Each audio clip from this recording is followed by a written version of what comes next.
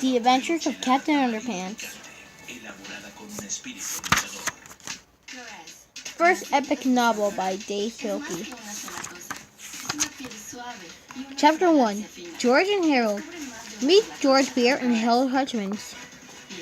George is the kid on the left with the tie and the flat top. Harold is the one on the right with the t-shirt and a bad haircut. Remember that now. George and Harold were best friends. They have a lot in common. They live right next door to each other and they both in the same 4th grade classes at Jerome Horwitz Elementary School. George and Harold were usually responsible kids. Whenever anything bad happened, George and Harold were usually responsible. But don't get the wrong idea about these two. George and Harold were actually very nice boys.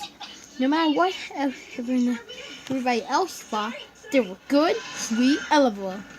Well, okay, maybe they weren't so sweet and lovable, but they were good nonsense.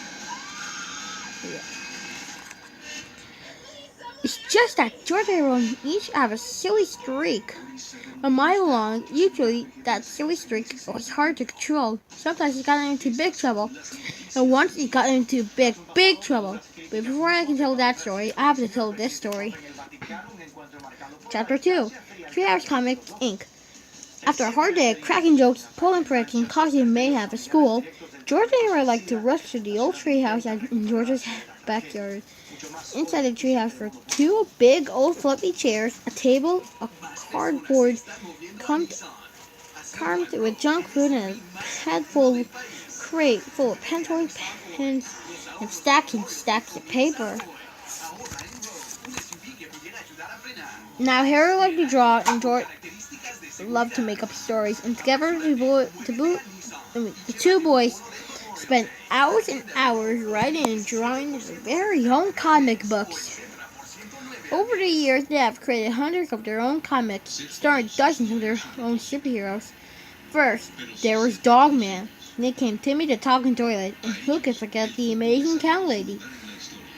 But the all-time greatest superhero they ever made up had to be the amazing Captain Underpants. George came up with the idea. Most superheroes look like they're flying around in their underwear, he said. Well, this guy actually is flying around in his underwear. The 2 boys laughed and laughed. Yeah, said Harold. He can fight with wedgie power. George and Harold spent entire afternoons writing and drawing the comic adventures of Captain Underpants. He was their coolest superhero ever. Luckily for the boys, the secretary at Jerome Horwitz Elementary School was much too busy to keep an eye on the copy machine. So wherever they got a chance, Harold and George would sneak into the office and run off several hundred copies of their latest Captain Underpants adventure. After school, they sold their homemade comics in the playground for 50 cents each. Chapter 3. The Adventures of Captain Underpants. The Really Cool Adventures of Captain Underpants, written by George Beer and drawn by Harold Hutchins. It was a time of darkness and despair for planet Earth. Bad guys had taken over the streets, and all the superheroes in the world were too old to fight evil. Hey, haha! They came along. Along came a new, improved, extra strength superhero. Tra-la-la! Look up at the sky! It's a bird! It's a plane! It's an egg salad sandwich! No way! I'm Captain Underpants! Captain Underpants was faster than a speeding waistband, more powerful than boxer shorts, and be able to leap tall buildings without giving a wedgie. Tra-la-la! Night and day, Captain Underpants watch over the city, fighting for truth, justice, and knowledge that freaks struck in tragedy. Meanwhile, of a nearby elementary school,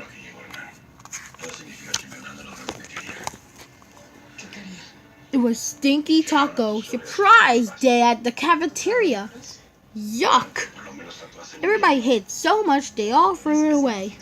Soon, the cafeteria food came to life. I am the Incredible Hulk, the monster.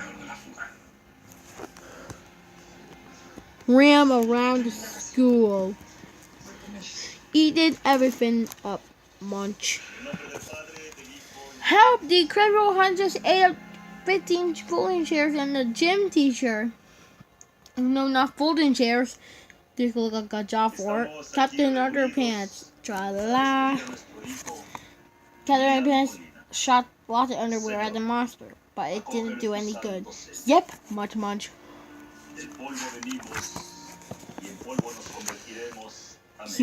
So Captain Underpants took off running. The incredible hunk chased him. Grrr! Help! And chase him.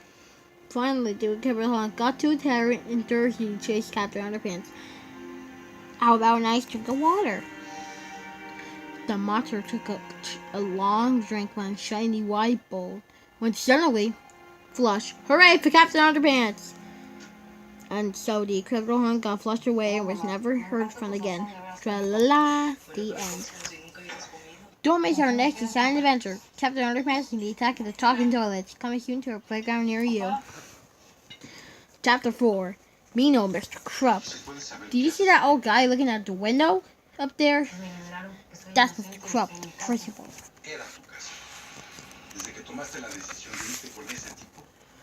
Now, Mr. Krupp was the meanest, sourest old principal in the whole history of Jerome Horniman's elementary school.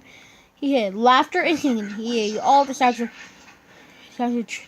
children play at recess. In fact, he hated children altogether. I guess which two children Mr. Krupp hated most of all. If you guessed Jordan Harrell, you're right. Mr. Krupp hated Jordan Harrell. He hated their pranking, their wisecracks.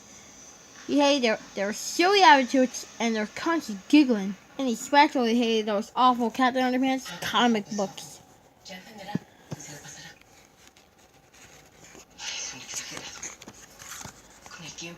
I'm going to get those boys one day, Mr. Krupp vowed. One day, very, very soon. Chapter 5. One day, very, very soon. Remember when I said that George Harrell, silly streak, got into big trouble once? Well, this is the story of how that happened, and how some huge pranks and a little blackmail turned him principal into the coolest superhero of all time. It was the day with a big football game between the Horwitz Knuckleheads and the Stubbornville Stinkbuds. The bleachers were filled with fans. The cheerleaders ran onto the field and shook their pom-poms over their heads. A fine black dust dared out of their pom-poms and settled all around them.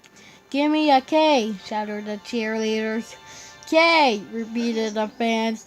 "Give me a N," shouted the cheerleaders. "N," repeated the fans. "Give me an achoo," sneezed the cheerleaders. Achoo, repeated the fans. The cheerleaders sneezed and sneezed some more. They couldn't stop sneezing. "Hey!" shouted a fan in the bleachers. "Somebody sprinkled black pepper into the cheerleaders' pom-poms." "I wonder who did that," asked another fan.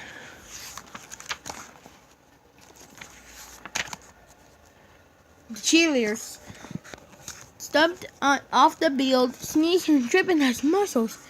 The marching band members took their places, but when the band began to play, steady streams of bubbles began blowing out their instruments. Bubbles were everywhere, up and down the field. Up and down the field, the marching band slipped and slid, leaving a bunch of thick trail of wet, bubbly form. "Hey!" shouted a fan in the bleachers. "Somebody poured bubble bath into the marching band's instruments." "I wonder who did that," asked another fan. Soon the football teams took the field. The knuckleheads kicked the ball up. Went the ball higher and higher it went. The ball flew into the clouds and kept on right on going until nobody can see it anymore. "Hey!" shouted the fan in the bleachers. "Somebody filled the game ball with humor." "I wonder who did that," asked another fan. But the missile ball didn't make any difference because that morning the guys were rolling around the field, scratching and itching like crazy. Hey, shouted the coach. Somebody replace our deep heated muscle rub lotion with Mr. Pranker's extra scratchy itchy cream. We wonder who did that, shouted the fans in the bleachers. The whole afternoon went much the same way, with people shouting everything from, hey, someone put sea monkeys in the oven bay, to, hey, someone glue all the doors shut. Before long, most of the fans in the bleachers had gotten up and left. The big impact hurt and everything, and the entire school was miserable. Everyone, that is, except for two giggly boys crouching in the shadows beneath the bleachers. Those were our best pranks ever, laughed Harold. Yeah, cracked George. They'll be hard to top, that's for sure. I just hope we won't get busted for this, said Harold. Don't worry, said George. We covered our track really well. There's no way we'll get busted. To be continued.